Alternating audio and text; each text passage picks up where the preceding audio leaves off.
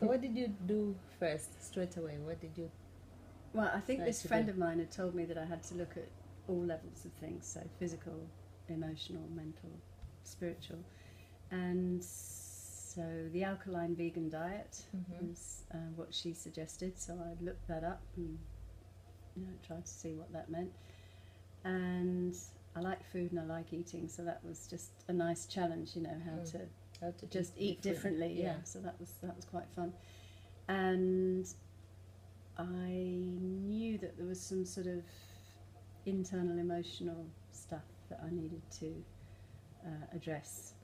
So I got busy with that. Okay. And as I said, I was working living as a carer at the time, and I thought I can't do this 24 hours anymore. So I got people in to replace me, to help with that. So those were the first things. And I also took something at that stage to try and kill off the cancer cells, which is an alternative treatment that quite a lot of people have used. So I tried that for 6 months or so. And that's what I did. And then during that time I was going to the hospital appointments and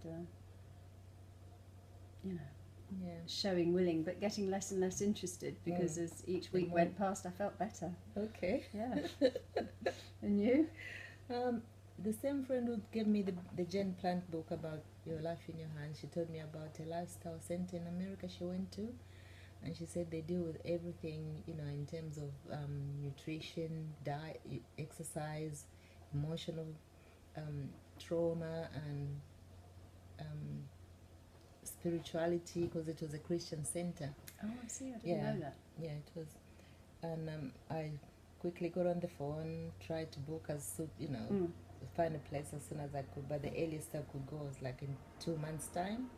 So in the meantime, I just went on the internet and ordered as many books as I can about cancer and how I can help myself. And I just decided to change my diet overnight and became vegan.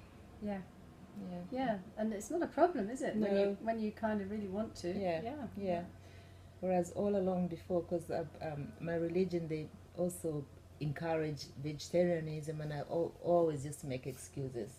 The Lord ate fish and, and certain types of meat are allowed, and it was a big issue for me, but I just overnight became vegan. Yeah, and I overnight became vegan as well, and it just wasn't a big deal at all. Yeah. No. And the books, I think that was really helpful for me as well. Somebody told me about Bernie Siegel's book. I think it's Love, Medicine and Miracles, something like that. That was very inspiring, and we put it on the book page. What's it called? Andreas Moritz, Cancer's Not a Disease. Okay. And I think those two books, Bernie Siegel is a surgeon, and so, he's worked in hospitals, but he really understood the notion of people's stories. Yeah. And as a psychotherapist, I really enjoyed that. So he would get people drawing pictures of themselves and work with that. And that seemed like a very sort of compassionate way of helping people. And Andreas Moritz talks about cancer actually being your body's defense mechanism to keep you well. And this language where your body is actually trying to do its best to keep you alive made much more sense to me than your body suddenly becoming an enemy and wanting to kill you. I mean, what in nature does that? If you have a plant that sort of suddenly wilts and isn't growing, you would put it in a different position. If it needs sun, you'd move it out of the shade, or you'd water it.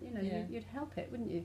And any seed, if you chuck it on a old piece of pavement or something, with the right conditions, it grows. So this more compassionate kind of idea that the toxicity in your body is sort of being brought to one place to keep it out of harm's way, away from your vital organs. That this is what perhaps cancer could be. I mean, I'm not a scientist, I don't know, but I found that understanding very attractive, because I thought that's something that you can really kind of work with and alongside, rather than fighting it and attacking it and thinking that it's attacking me, and I don't know, I just didn't get any of that kind of I find it really difficult to accept the concept that cancer is a friend and is trying to protect me. I was like, no, I didn't ask for that. I didn't invite you, so how could you be my friend? Yeah. So I found it really, really difficult. Well, that's to interesting, that, isn't it? Yes, and I had exactly the opposite response. No, but the book that helped me most, and I think I put it already on the blog, is the Cancer Step Outside the Box. Yeah, because he dealt with all he had lost about 6 members of his family, the author of the book, and then he dealt with all the different modalities of treatment, and he'd been to different clinics. He had done a lot of research, and the more I read, the more I was convinced that I need to deal with whatever's going on in my body first before I go and get it cut out or burnt or whatever. So in a way, although our responses to it were completely opposite, wanting to find out more about it was a really useful phase, wasn't it? Because in reading the book, seeing what resonated, what didn't, finding out information and facts kind of helps you feel that you do have some choice. Yeah. Because you can go this way or lots of ways. And I think sometimes in the shock of a diagnosis, that's the last thing you think you have. Yeah. And yet I think to know that we have choices and that we continue to have choices is actually really, really important, isn't it? Yeah, because at the time I wasn't even thinking of choices. I was just thinking I need to build my immunity and I'll come back and have the treatment. Yeah. But, the more you read, the more you come across different information, and then you think, okay, let me think about that. Let me deal with that as well. Yeah. And it also helps you ask better questions at the hospital. Yeah, definitely.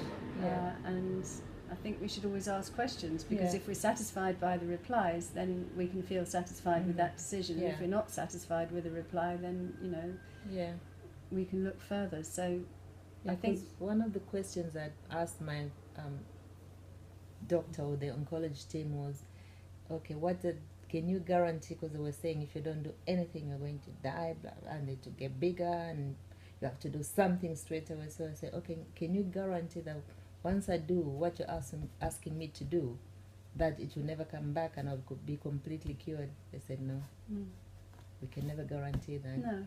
So I thought, well, each way then there's no guarantee. No, there is no guarantee. And then who's taking the risk? Are they taking the risk on our behalf, or are we taking the risk for ourselves? So I think I'd rather take the risk for myself. Yeah.